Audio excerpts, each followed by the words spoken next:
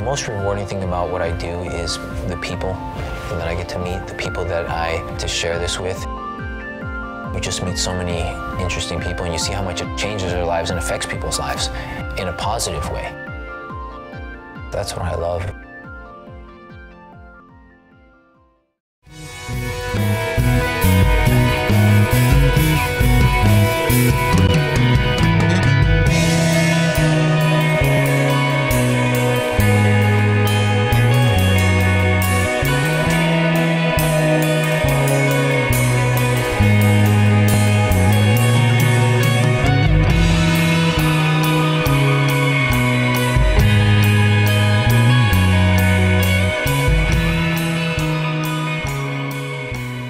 I knew everyone in the town, the city I grew up in. Everyone was like, what the heck is going on? You're just gonna get up and leave. Leaving my family, leaving everyone that I knew. I didn't know what was gonna happen. I didn't know if I was gonna be able to do it or not. I had saved up a little bit of money and I just said, I'm gonna do this. Went back and that week, broke up with my girlfriend about a couple weeks later and moved out to LA, you know. Told my mom I'm out.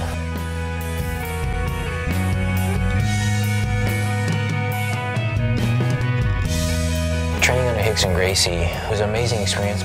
What I got from it is that you really understood the principles and the ideas and the philosophy of Jiu-Jitsu, which that's when I think one of the things that he really tried to instill in a lot of his students was to help the students to have like more of a profound knowledge of Jiu-Jitsu, a deep understanding of it. So I was really fortunate to be able to study and train under him for so long. He's considered pretty much a living legend, you know. He's the best in our respective martial art in Brazilian Jiu-Jitsu. Not by a little bit, but you know, by a long ways. It's crazy how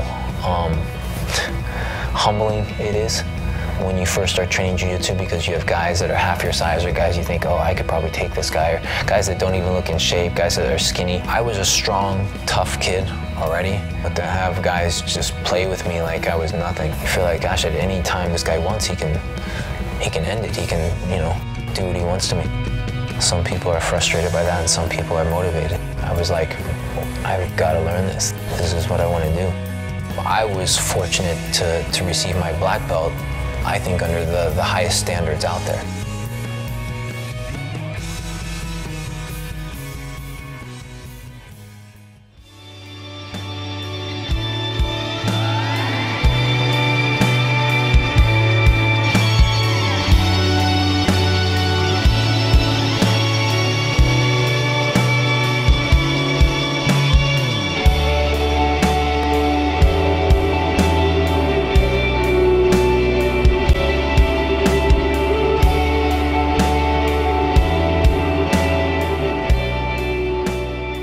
I had the pleasure and the honor of being able to train with the best guy in the world for 15 years.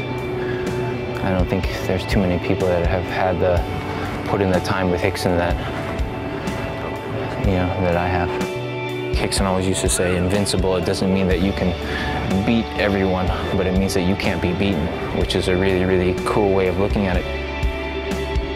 The real understanding of Jiu-Jitsu is that you don't need strength or power to be able to do anything. It's a little bit more timing and just understanding the technique. As long as you know what you're doing, you should be able to overcome anyone, no matter how big or how strong, and that's the idea. A lot of schools you can go and they'll teach you a bunch of techniques, but they can't teach you the fundamentals of Jiu-Jitsu that give you like a really, really deep understanding of what Jiu-Jitsu is about. There's all these little details that are missing that really make Jiu-Jitsu effective and magical. I always describe Jiu-Jitsu as full contact chess, because that's what it is. It's knowing the movements, knowing how to move, and knowing how to counter your opponent's movements.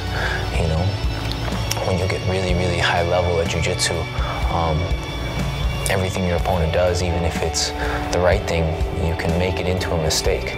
If you can't get hurt, nobody can finish you. You're never in a position where you can take damage. Then who cares if you walk away from the fight without a scratch, you know, without anything happening to you. And that's the idea, you know. get in a fight with a guy that's 300 pounds and the guy can't do anything to you, you know, after 20 minutes, you walk away without any scratches, then that's a victory.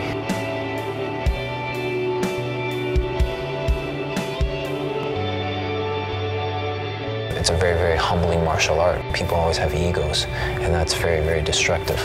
I know when I was younger and before I really started training and really got good, I had a little bit of an ego myself, and I always wanted to test myself. I got into some situations in some bars, and it ended up escalating. It was when I was younger and still learning about life. At the time, I was a little bit more stubborn. I'm spending all this time training in the gym. Does this stuff really work? It was like almost having like superpowers, you know? I would get into fights and you could walk away and just totally dominate someone without even getting hurt, without even having a scratch. I hurt a couple guys pretty bad, and you know, it's something that I really regret, but it was also, you know, it was a big life lesson for me. It was a big learning experience for me, and it really changed my life. After that, I was like, man, I never really want to use this in the wrong way. Like Spider-Man says, with great power comes great responsibility, you know, and it's when you're training in a martial art that is this effective, you really have the possibility to injure someone and damage someone, and you know, you can take someone's life very easily. So, you know, I'm always very, very cautious about using it, and also making sure like I don't want to hurt anyone, you know, use it in the right way. It's a blessing to have the knowledge.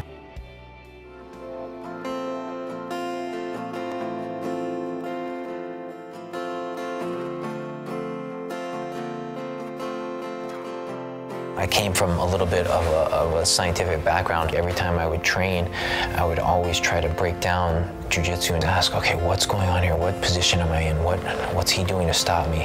After a certain point, I was able to start teaching myself, and I would be able to fix my own mistakes, you know, just from understanding the basics. It's like in math, once you know how to add and subtract and multiply and divide, you can solve very, very complicated problems. And I think once you understand the basics of jiu-jitsu, you know, you can kind of figure out what to do.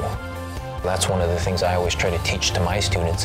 When you understand the foundation, the principles, and the philosophies, a lot of times you can apply those to whatever situation.